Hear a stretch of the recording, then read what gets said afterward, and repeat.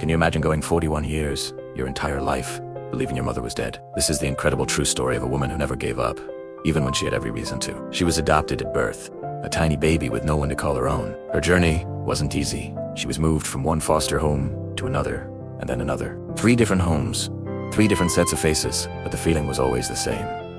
A deep, lingering sense of being alone. Every holiday, every birthday, every Christmas morning, she was the one on the outside looking in, watching other families celebrate while she sat by herself, wondering what it would feel like to belong. The years passed, turning her from a lonely child into a woman who carried that same loneliness in her heart. She built a life for herself, but that empty space, the one shaped like a mother's love, was always there. One quiet Sunday afternoon, she found herself walking into a church. She wasn't particularly religious, and she wasn't there to pray.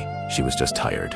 Tired of the struggle, tired of the questions, tired of feeling like a ship without a harbor. She sank into a pew, the silence of the old building wrapping around her like a blanket. She just wanted a moment of peace, a brief escape from the weight of her life. As she sat there, her eyes drifted over to a dusty bookshelf tucked away in a corner, filled with old books. And then, something strange happened. With a soft thud, a single book fell from the top shelf and landed on the floor nearby. It wasn't a Bible.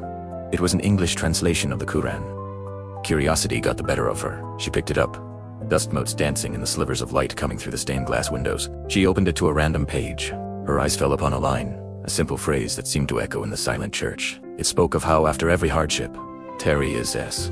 She read it again, the words sinking in. She whispered to herself, "What ease? Where is the ease in my life?" It was a question born of decades of pain and disappointment. She closed the book, put it back, and left the church feeling a strange mix of skepticism and a tiny, unfamiliar flicker of something else. Hope, maybe. Just 3 weeks later, her phone rang. It was a call that would change everything. A DNA testing service had found a match.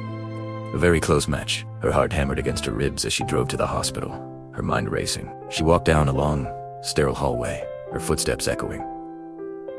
And then she saw her, a woman, older, with tears streaming down her face, her hands trembling. The woman looked at her eyes filled with a lifetime of regret and love, and she cried out, "My daughter, my daughter." They rushed into each other's arms, a 41-year hug that bridged a chasm of lost time. 4 minutes. They just held on. No words needed. The tear said everything. It was a reunion that felt like a miracle, a dream she never dared to have. Later, after the initial shock and the flood of emotions, the daughter reflected on the impossible series of events that led to this moment. She said, with a peaceful smile, "In the same month, I found my mother, the one I thought was gone forever, and I found the one God who had never, ever left me." Her story is a powerful reminder that sometimes, when we feel most lost, we are actually on the verge of being found. Thanks for watching.